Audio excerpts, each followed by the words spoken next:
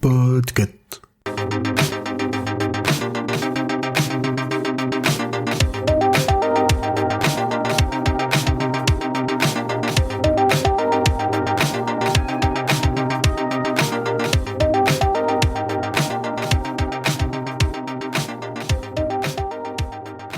Bonjour, bonsoir, c'est Aline et je vous recommande un drama coréen pour changer dans cet épisode de Watchlist. J'ai regardé dernièrement cette série sur Netflix et j'ai beaucoup aimé, bien que les sujets soient parfois très durs. Aujourd'hui, je vous recommande de regarder Tomorrow.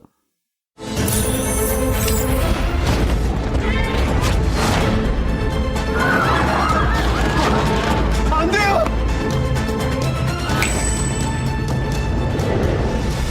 뭐 하신 거예요? 살린 거야. 난 사람을 살리는 저승사자거든. 내가 어떻게든 도와줄게요. 아가씨 몇 살이야? 420살이라고. 죽고 싶지 않잖아. 살고 싶잖아!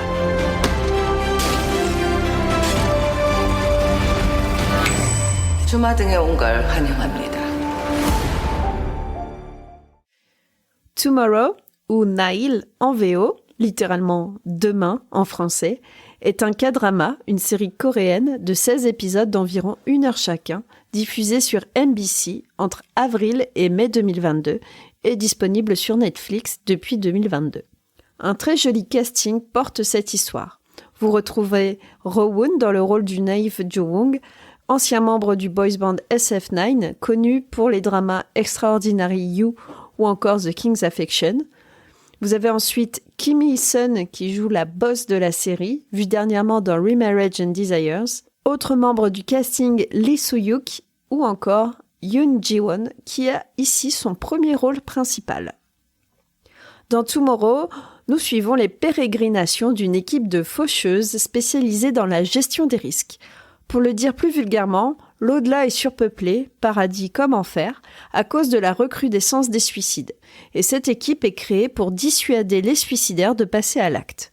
En particulier, nous suivons Jo-woong, qui est dans le coma après avoir tenté d'aider un SDF qui se jetait d'un pont. On lui laisse le choix, intégrer l'équipe de faucheuses pour 6 mois ou végéter pendant 3 ans.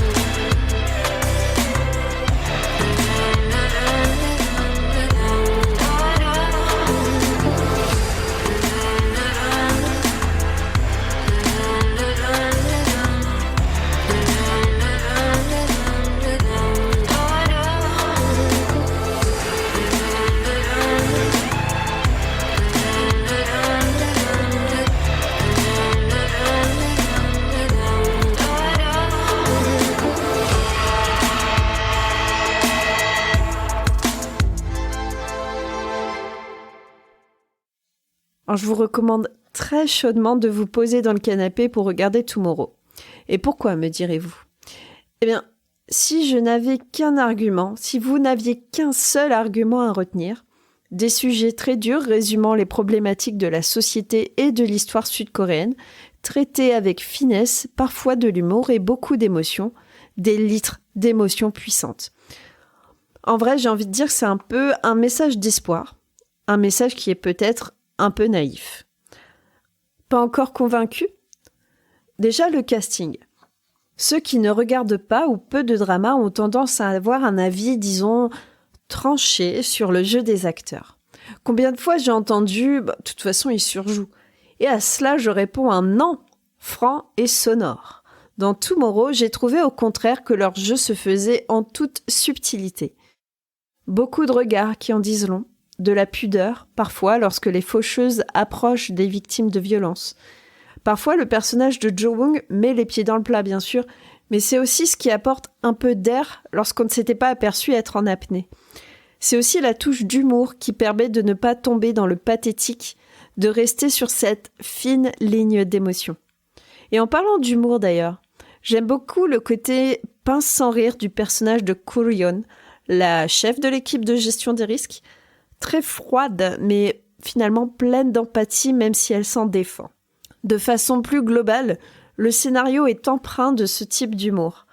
Par exemple, saviez-vous que les faucheuses sont organisées en société ?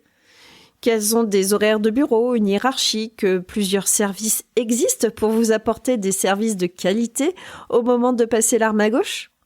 Bref, vous avez un peu ce petit côté procédurier qui n'est pas sans rappeler le rôle de Lee Dong-wook dans Goblin.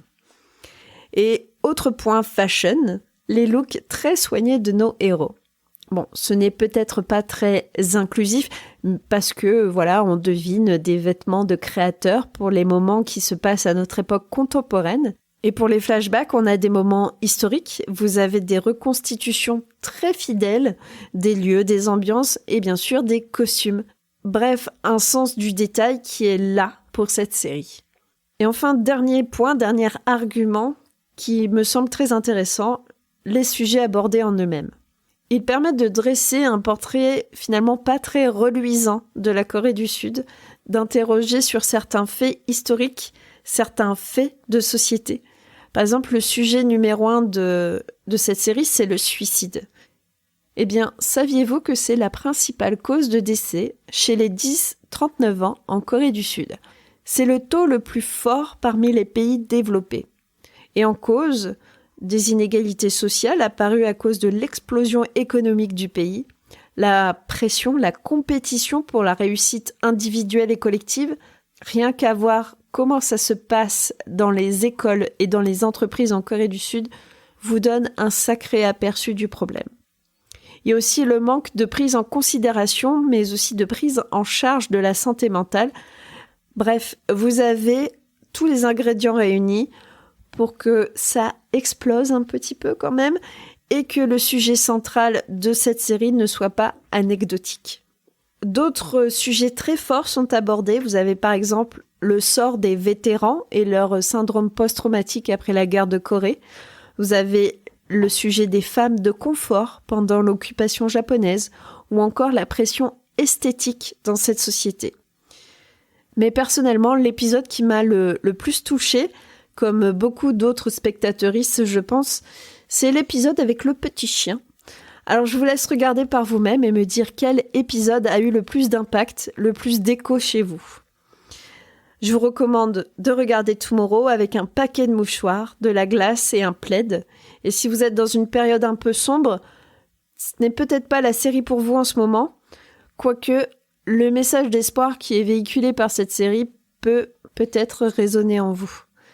D'ailleurs, si vous ne vous sentez pas bien, que les idées noires prennent un peu le dessus, vous pouvez contacter le 3114, je répète, le 3114, encore un numéro vert, mais il est là, des gens sont là pour vous écouter.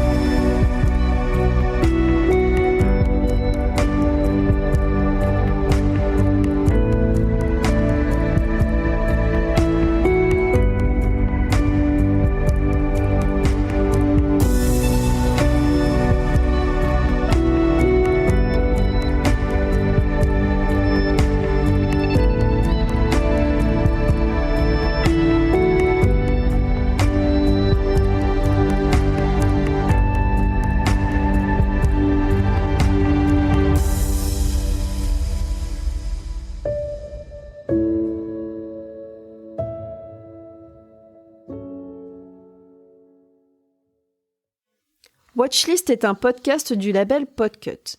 Nous vous recommandons une série, un film ou même une télé-réalité dispo sur les plateformes de SVOD. Si vous êtes plutôt reco littéraire, jetez une oreille chez Choix-Pitre. En plus, il y a un club de lecture. Et si vous rejoignez la commu Patreon, patreon.com/podcut, vous pourrez même participer à ce fameux club. D'autres podcasts sont disponibles sur le label traitant de sujets divers et variés comme la culture G avec la réponse D ou la confiture, les jeux vidéo, Doctor Who, la biérologie par exemple, etc., etc. Rejoignez le Discord, on vous accueille aussi à bras ouverts. Et si en plus vous avez vous-même des recos pour Watchlist, n'hésitez plus à les partager, voire même à faire votre propre épisode. Pour ma part, je produis un podcast sur les dramas coréens, vous l'aurez deviné, qui s'appelle Mes Madeleines coréennes, qui est dispo dans vos applis de podcast, où je décrypte la culture du pays du matin calme à travers leurs séries avec des invités. À très vite!